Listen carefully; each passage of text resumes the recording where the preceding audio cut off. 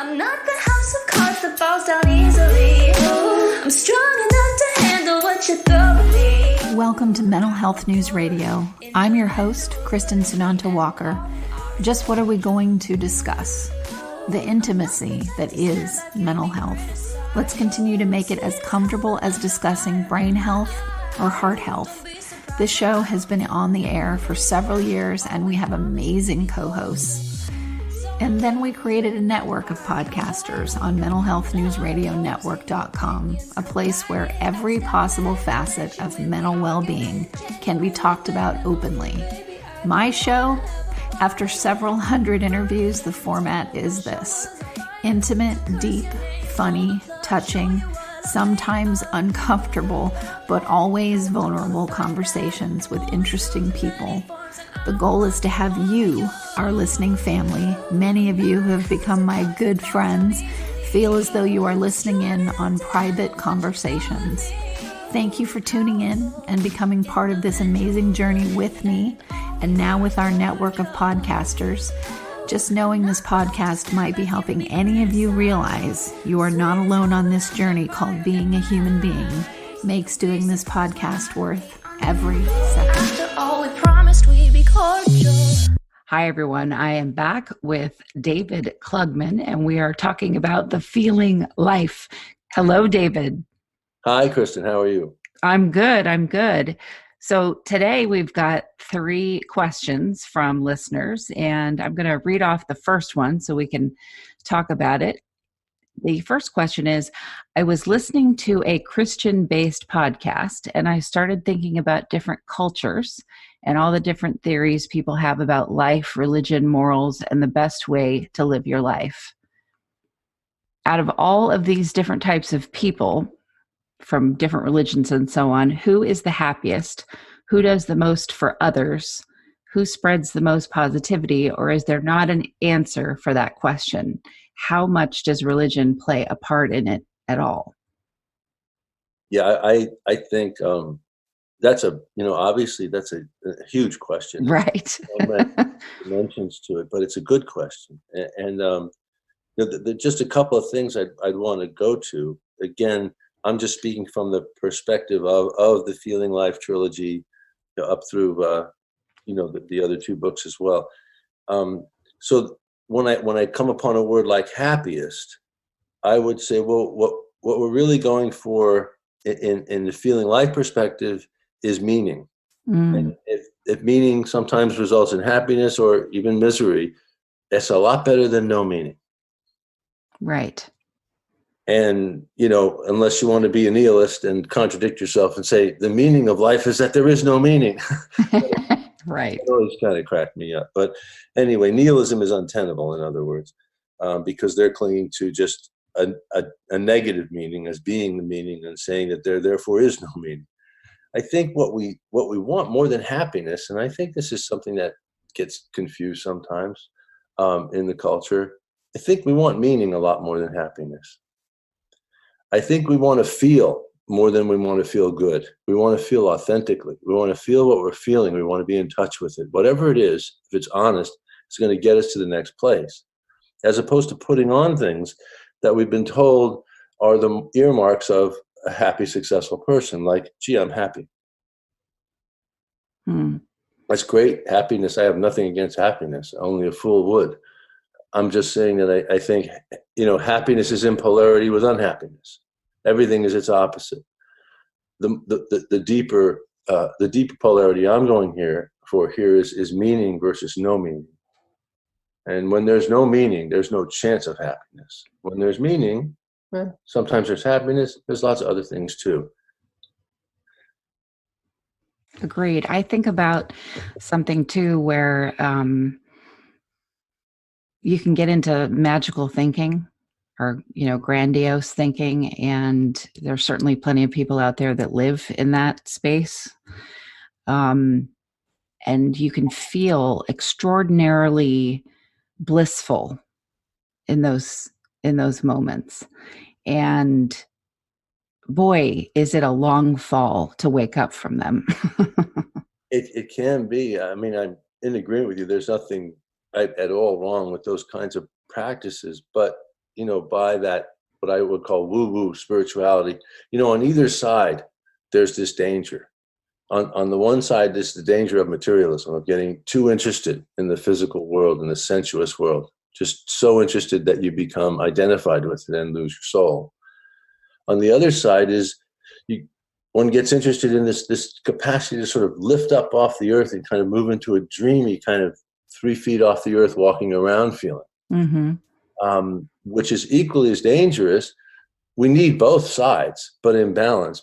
The danger of the dreaminess, or what in the old days would be called the luciferic temptation, would eventually be the elimination of the personal ego or the self. And so these forces are working all the time on either side of what's trying to balance them in the center, whatever words you want to give to them. People chase bliss, however, it's like a drug. And so let's dig deeper into the whole materialistic piece and why is that so dangerous? Well, those are two things. The chasing of bliss, I think, in the 70s, catharsis therapy, Gestalt and transactional stuff, pillow beating, I don't remember all that stuff, beat the pillow, get your anger out kind of thing. And there was a lot to that stuff. But you would notice that people, especially I would run these workshops with my friend and Amherst, and you would see like almost we ended up calling them like catharsis junkies. They kept needing to have that experience of the release after the cathartic expression, which is a fine thing again. But if you just keep going for that, you can become addicted to it. It doesn't really take you anywhere. I think the same thing is true of anything that you chase. Like bliss would be another example. Bliss is a quality to cultivate. It's really an act of grace. You can't will bliss. At least I don't know. Maybe Buddha could will bliss. I didn't know him personally. So I think these acts of grace that come because we're doing our practice and we're staying as true to ourselves as we can, we trip on the grace of bliss sometimes. I don't think that's, therefore, the whole answer to the universe reveals itself. It's just another aspect of the experience, and it needs to be filed in accordingly. I think sometimes for me, when I've felt really blissful, sometimes it's been hanging out with someone who's really a nefarious person. Right. And the crash after that is so painful that when I get close to bliss again at different times in my life, I think I don't let myself go there because I think I do not want that rug pulled out like it was before. It wasn't worth it. Well, that's a sort of a complicated statement because, at least if I'm hearing you right, on one level, what you mean by bliss is the sense of really being connected to another person and the joy that can come from that. And I think that's very valuable. But again, I think if we rush into that, and I talk about this in the Feeling Life a lot, it's the romance, the early phase of romance where there's all this energy and all this potential for bliss and all this good feeling. And the fantasy is that this person is, contacting all these old needs and archaic elements of my personality, my feeling life, and somehow answering them. And this is it. This is what I've been looking for. And of course, at that stage in the relationship, you're having a relationship with yourself and your idea of this person. There isn't a real relationship yet. And so that transition is an important one. It's one that I map out in the book, the movement from the romantic relationship to the real relationship. But I think, going back to your notion of bliss, there's this sense that if I'm not feeling good, if I'm not feeling blissful, if I'm not feeling good in my relationship or whatever it is, then I'm doing something wrong because I should be feeling good if I was doing it right. Yeah. That's just wrong-headed. Right. Yeah. That I do know. I just know, and I know the person who asked this question, and they talk a lot about happiness and, it's so important to them. They're very young too, but it's so important to them to figure out who is happy and why are they happy, because they're chasing that happiness as well. Mm-hmm.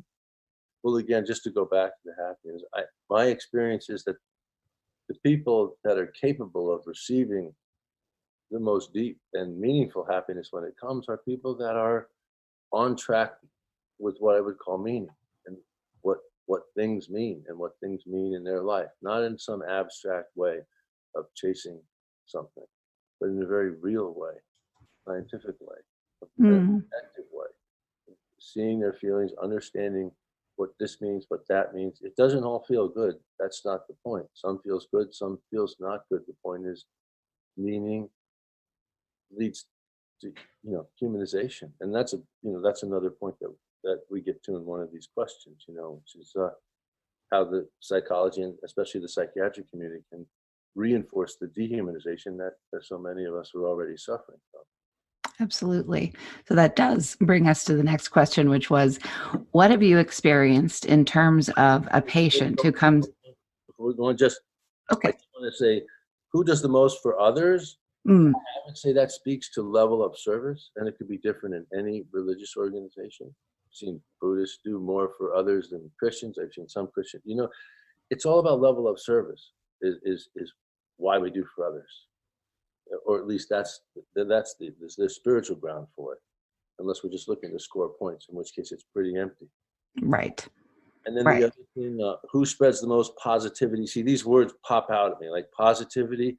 I would substitute that with authenticity. Let's say if what you're capable of being is as authentic as you can be, then whatever positive and otherwise is going to flow from it. Whereas if you set out to be positive, I remember I had a very dear friend in California when I had a business. I was in my 20s, and I mean, I love this guy deeply, like a brother, but we were very different. And I was sort of more of the curmudgeon type, and he was more of the, California, everything's great. And he looked at me one day and he said, you're always so negative, or whatever he said. And I looked at him, I said, I would rather be substantially depressed than superficially positive like you are all the time. And that's a buzzkill. Yeah. Well, it moved our relationship a little bit. We understand it's a polarity, it wasn't like one was right and one was the other. But I think, again, seeking meaning is I think a much more significant trek than seeking happiness. But you can do what you want. And I think the same thing is true of positivity versus authenticity. Because authenticity implies a kind of vulnerability. And then, how much does religion play into it all? That we could talk about for 7 years. It's a great question. Right. Really important. I go back to one of my favorite derivations of the word religion from the Latin religio, which simply means respect for what is sacred. In that sense, I think if we're respecting what is sacred, we're working to identify the non-material, and that's a religious activity, in just etymologically speaking. Well, I just did a show where one of the questions was that was posed to myself and a forensic psychologist that I do shows with once a week. And it was about, the decline of American society. And do we think that the fact that fewer people go to church now than before or have a religious belief, do we think that that's the reason why there's a decline? And I don't like those kind of questions. And I would just reverse that. I mean, it's obviously not a reason; it's a symptom. People aren't going to church as much and aren't engaging in religion as much for a number of reasons. But because there's nothing advertised there that speaks to what their real needs are. You've got religions all around with dogmas that are 3, 4, 7,000, 2,000 years old. These things are, they're complex, but I think, for me anyway, and again, the perspective in the trilogy and the Feeling Life is not a religious one. But it is one that's interested in the record of spiritual progress over these 6,000-7,000 years that have been in recorded history, and some before. What does it mean? What does it mean that Buddha happened, and then Christ happened, and then Like nothing happened, right? Etc. Like, what do these things mean? They mean something. Just like, I mean, to not understand what Buddha did would be to, and then to talk about spirituality would be like trying to talk about gravity without knowing your Newton. That's simple to me. The challenge now is to get non-material scientifically, spiritual science, non-material science, not woo-woo. Let's go in the clouds. That's just another deception. The materialist deception and the dreamy deception, they're both ones that we have to watch out for. It's and balance. It's been, the theme of these books anyway. Yes. Are you ready? Are you ready for the next one? Okay. The next question is, what have you experienced in terms of a patient who comes to you with severe mental anguish, who seems to merely be figuring out that the construct they've been living under is just that, a construct? To the outside world, this person is so mentally, quote unquote, disturbed that traditional psychiatry would have them locked in a mental institution. Yes, and often does. Yes. Professionally and personally on that. I have. There's no love lost between me and our current state of psychiatry in this country, or psychology for that matter. But the thing that really stuck out at me is yes, we're, as we talked about before, again, my perspective, these views, it's not my perspective alone, but it is a narrow perspective, is that we live in the culture of idolatry. And a simple understanding of what idolatry means is outsides with no insides. So you've got marching apes that were turned into humans. What about consciousness? What about our internal life? Oh, just science doesn't have time for that. That's called idolatry. It's empty inside. I think the same thing is true of our psychiatric system and our psychiatric assessments and the way they look at people. It's been infiltrated by medication and by resurgence of behaviorism. So there's just a looking at the outsides and the behaviors and, oh, that person is doing this. So let's say a person's construct, so to speak, or what I would call a thought form, is such that they're really in some kind of anguish and they're exhibiting the symptoms of what we might call bipolar. They're going up and down a lot, right? Mm-hmm. Instead of trying to reach that person, the modern day psychiatrist would take a 2-minute look at the person and go, okay, down into the hole with the other side goes until you're ready to come back to the world. That's how it's dealt with today, unfortunately. Not too long ago, there was a psychoanalyst named Heinz Kohut who said a wonderful thing about, dealing with borderline patients, which were very disorganized patients versus narcissistic patients. And he was very big on empathy. He was the first psychoanalyst to really introduce empathy as a real tool into the psychoanalytic situation.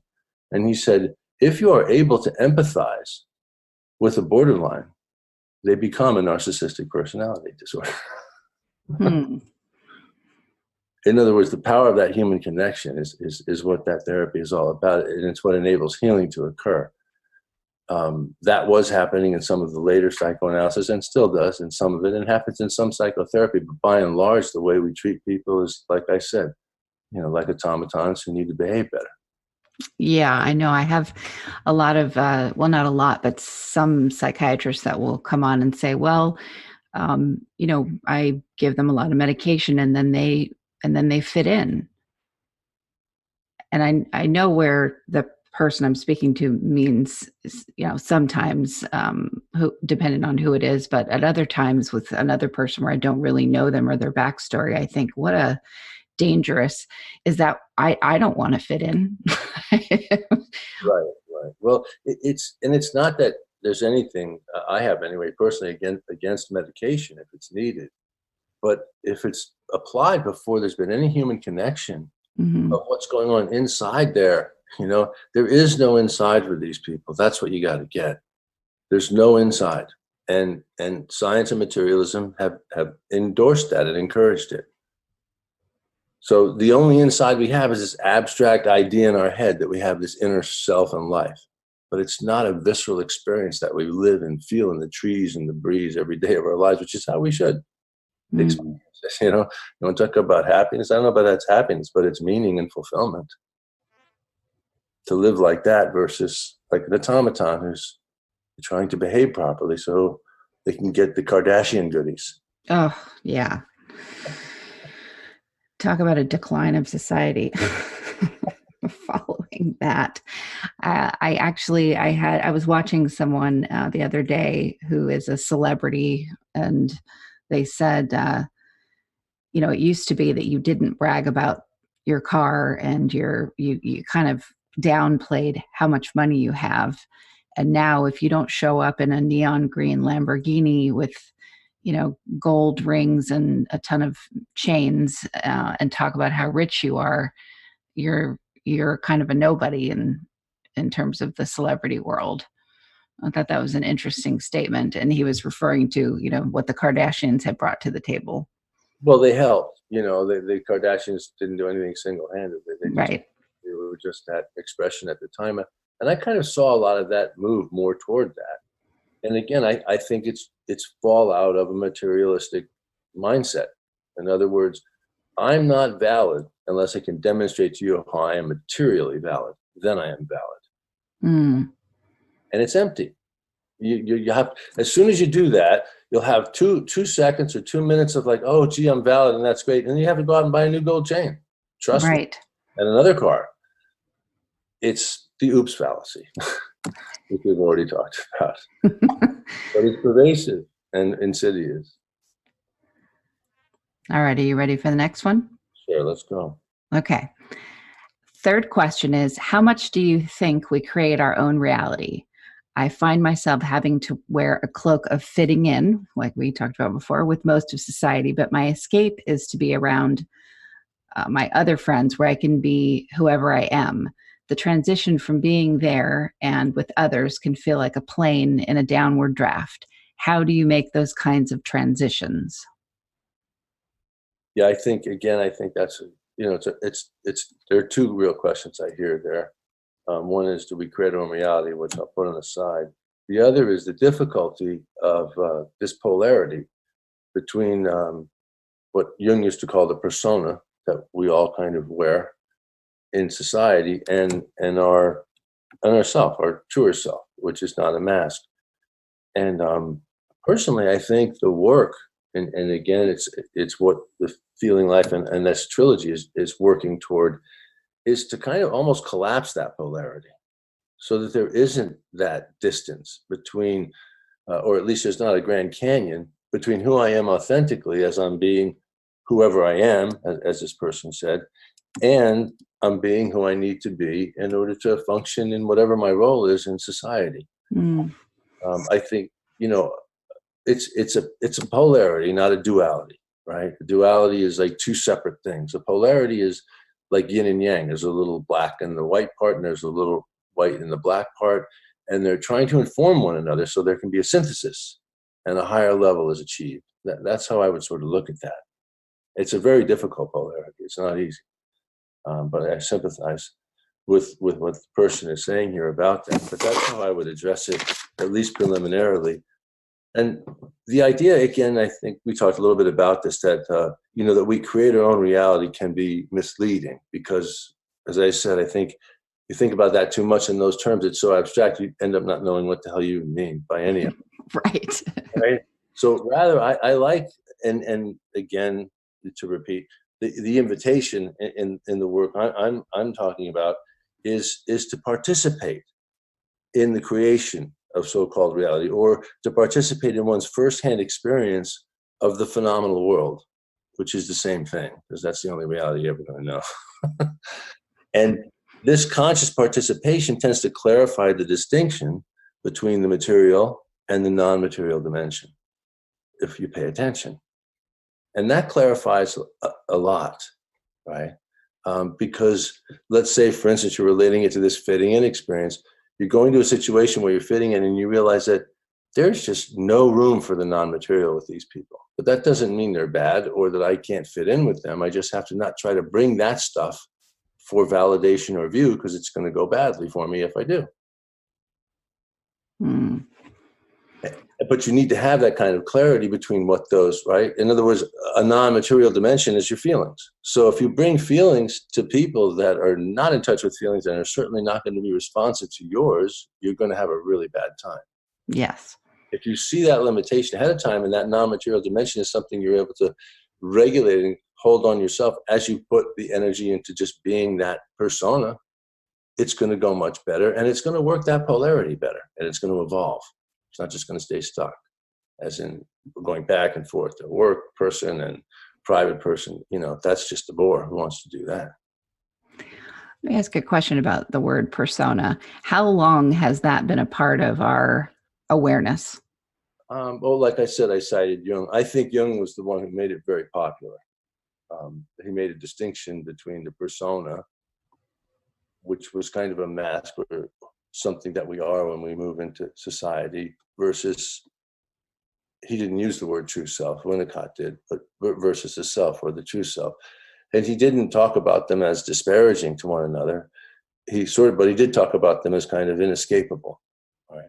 And so I would say that's like the 40s and 50s. Right. A long time. Yes. Yeah, 100 years or so. Yeah.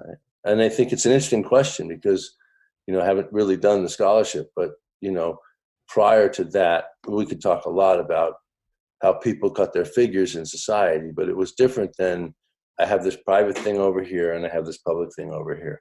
It was all out. You know, it was much more all out. We didn't have that kind of private hidden space that we have now.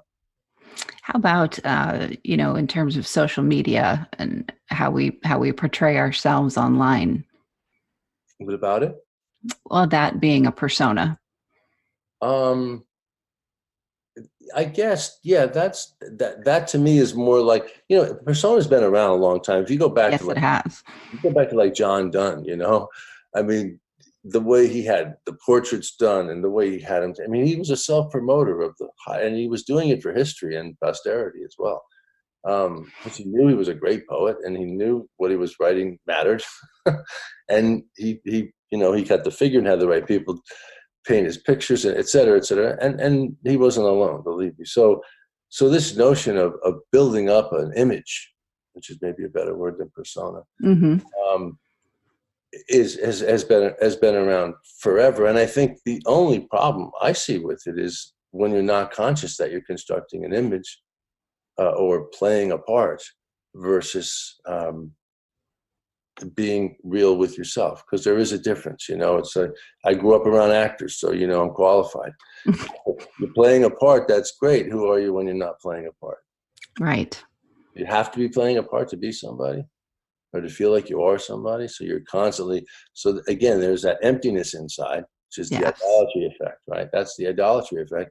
And the only way there's meaning gets flushed into the system is I go out there and I plug in some way and, I don't know, get some kind of goodie or a baddie, depending on my psychological needs. So I'm, you know, obviously this isn't, you know, I haven't figured out rocket science, but forever ago, having a painting painted of yourself, that was kind of, you know, what social media does today. That was the way that it was done. And then it was photographs. And now we can, you know, paint a picture in a different way by utilizing social media and crafting what your life looks like. There's so many people that, you know, they will take a picture of themselves. Actually, there was a rapper that was on a plane, and he was caught putting up a picture of himself, or actually it wasn't even of himself. It was a picture of a jet and a limo. And he was talking about how he's arriving at this event to sing there, I guess, and or to rap there. And he was telling all of his fans on social media, "Oh, I'm getting on my, you know, getting in my limo and getting on my Learjet." And he was actually sitting in coach at the time, and that was, you know, the plane he was taking to go to this event. Right. Let me do it this way. Right. It's an addiction, and I think that it's an ersatz identity. It's not a real identity, but everyone's doing it, and people are making a lot of money at it. Yes. And so it's all valid, and those are the things that valid. Everyone's doing it, and it makes money. What are you going to say in America that's going to talk that down? Exactly. The thing that I find fascinating around this, and I'm finding more people pulling away from social media because they realize how unhealthy it is.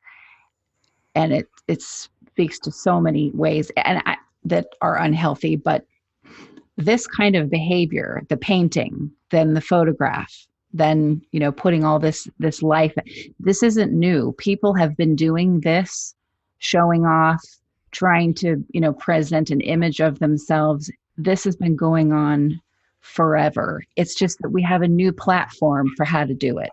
We have That's a new platform, and I think we have a much more extreme number of people, you could just say, or just a whole culture oriented toward, and the word I would use is celebrity.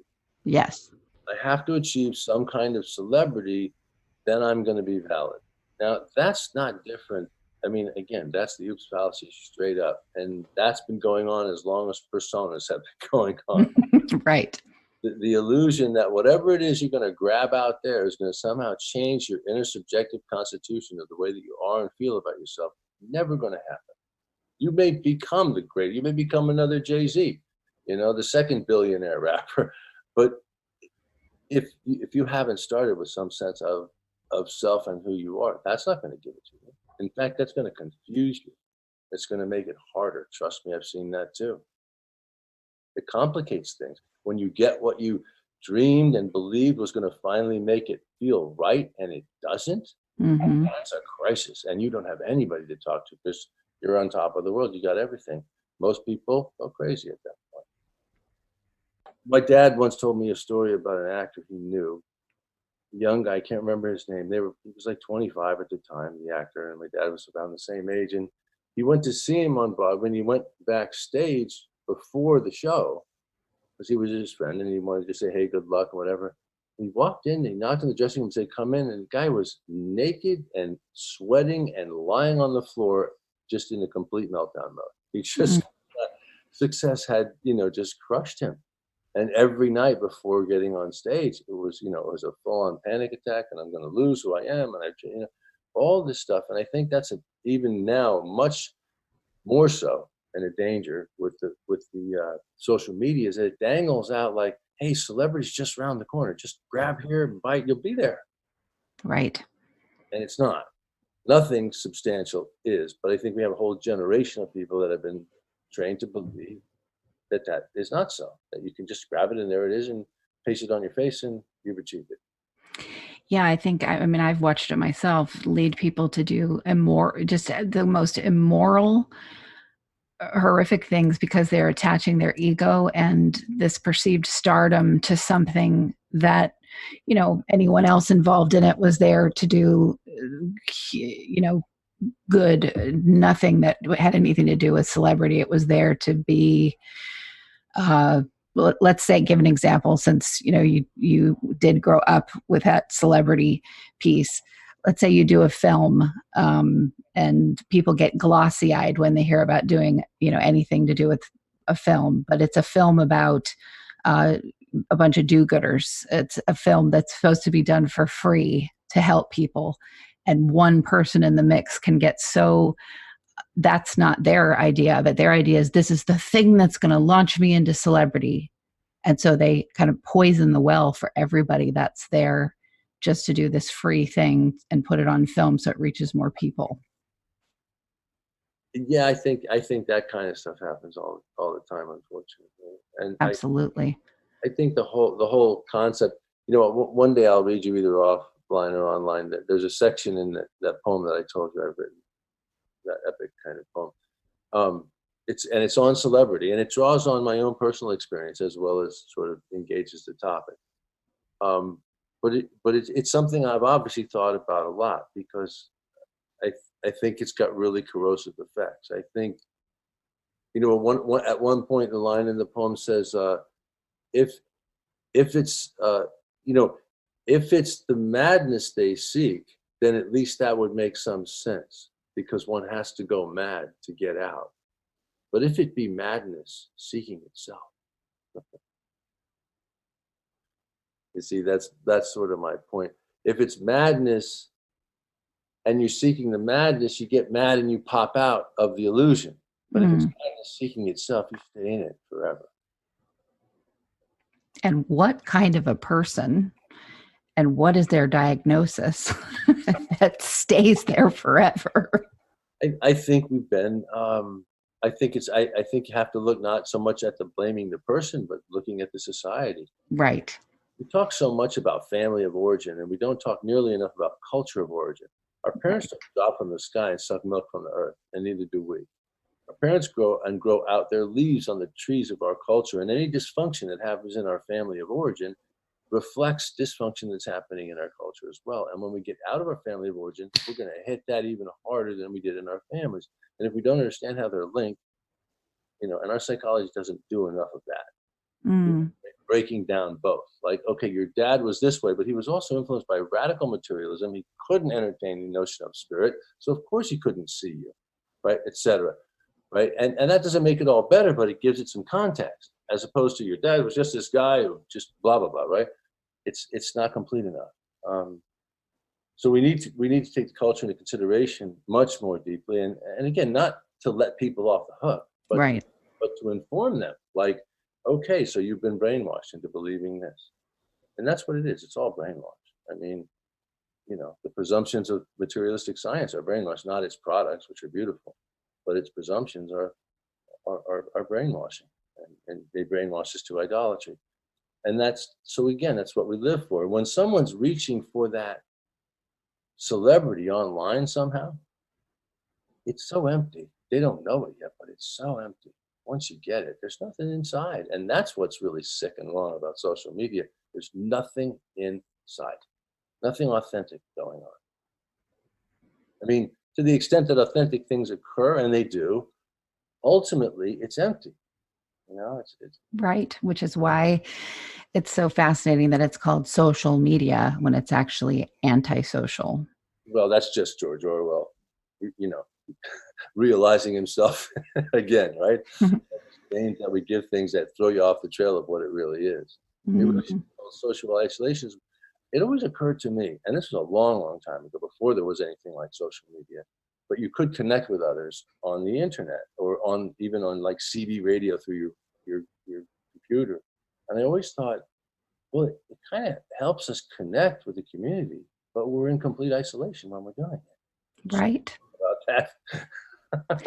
I think about that with doing a podcast. I mean, here I am sitting in front of a mic. I'm not looking at an audience. I am connecting with whoever it is I'm speaking with, that person, but I don't know, I don't see the faces of and have a reaction from people that are listening, because they're listening to it whenever, they get a chance to listen to it. Right. And I think that, there are shortcomings and high points to the podcast. And I think that the podcast is authentically put out there, as authentically as we can, right? And you can, Yeah. to provoke thought, feeling. Yes. And then get back. And we did. And we got 3 great questions back, which is why I wanted to answer them. I wanted to be a communal experience. That's what we need. We don't need any more celebrities. We don't need any more stars. We need more human beings. Yes. And everyone's a human being. Everyone can be a human being and feel good about it if they're not brainwashed into believing they got to be a star before they can be an okay human being. Right. Right. Exactly. And it depends on, what you do with the medium. There's plenty of great things that have come out of social media, wonderful things, Amber Alerts, and finding people that are, like I just said, an Amber Alert, finding people that are missing, spreading messages of hope and things like that. So it can be utilized in ways that aren't empty and meaningless, but it depends on how you're using it. Yeah, I agree with you 100%. It's true. So. Well, I did have 4 other questions, but we'll tackle those on our next call. They came in after our last show. So David Klugman, author of The Feeling Life. Any last words before we close today's show? No, I don't think I have any last words that are pithy. So I'll just go. And listeners, if any of you want more information about David, you can go to Klugman, KLUGMAN studios.com. All right, David, thank you so much. Yes, we'll be in touch. All right. Thank you, listeners, for tuning in to another episode of Mental Health News Radio. I know, no one likes commercials, but seriously, folks, without the help from these organizations, we could not stay on the air. Please give a shout out to zencharts.com.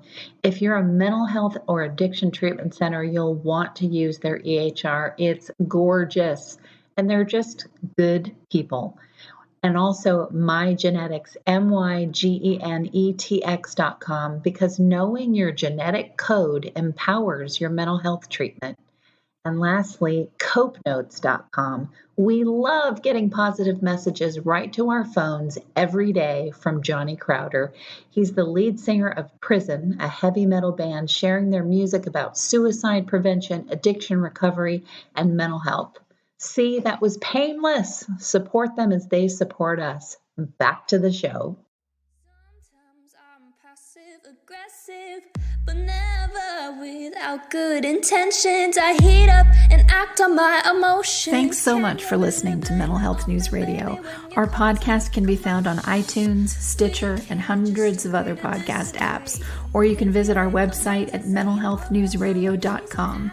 If you have a question or would like to be a guest, become a podcaster on our network, or join the amazing organizations that help keep us on the air, please email us at info@mhnrnetwork.com. Get ready for that special goodbye from our resident therapy dog, Miles, and a special thanks to Emily Sohn for letting us use her incredible song, Cordial, for our podcast music. Listen to the full song on SoundCloud at emily.sonne. Don't be surprised when I don't hate on you. After all, we promised we'd be cordial. Sometimes in you I can fight it, but our poses. Good boy.